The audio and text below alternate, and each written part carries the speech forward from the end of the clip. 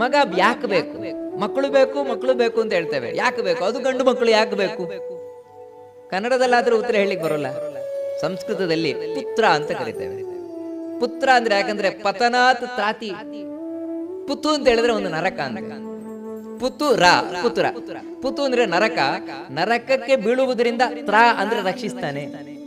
ಯಾರು ನಮ್ಮನ್ನ ನರಕದಿಂದ ರಕ್ಷಣೆ ಮಾಡ್ತಾನೋ ಅವನು ಮಗ ಅಂತ ಕರೆಯಲ್ಪಡ್ತಾನೆ, ಪುತ್ರ ಅಂತ ಕರೆಯಲ್ಪಡ್ತಾನೆ. ಯಾಕಂತ ಹೇಳಿದ್ರೆ ತಾನು ಪಿಂಡದಾನ ಮುಂತಾದವುಗಳನ್ನ ಮಾಡಿ ಈ ಮಕ್ಕಳು ಎಷ್ಟು ಪಿಂಡ ಹಾಕ್ತಾರೋ, ಎಷ್ಟು ನಮ್ಮನ್ನ ಮೇಲಕ್ಕೆ ಏರಿಸ್ತಾರೋ ಗೊತ್ತಿಲ್ಲ, ನರಕದಿಂದ ಪಾರು ಮಾಡ್ತಾರೋ ಗೊತ್ತಿಲ್ಲ. ಆದ್ರೆ ನಿಜವಾಗಿಯೂ ಕೂಡ ನರಕದಿಂದ ಪಾರು ಮಾಡುವವನಂದ್ರೆ ರಾಮಚಂದ್ರ ತಾನೆ. ಯಾಕೆ ಅಂತ ಕೇಳ್ತೀರಾ? ಯಮ ಇದ್ದಾನಲ್ವಾ ನರಕದಲ್ಲಿ, ಅವನು ಪೂಜೆ ಮಾಡುದು ರಾಮಚಂದ್ರನ. ಯಮಧರ್ಮನಿಗೆ ತುಂಬಾ ಪ್ರಿಯವಾದ ದೇವರು ಯಾರು ಅಂದ್ರೆ ರಾಮಚಂದ್ರ. ಅದಕ್ಕಾಗಿ ಯಾರು ರಾಮಚಂದ್ರನನ್ನ ಆರಾಧನೆ ಮಾಡ್ತಾರೆ ಅವರನ್ನು ಕಂಡ್ರೆ ಇವನಿಗೆ ಭಾರಿ ಇಷ್ಟ.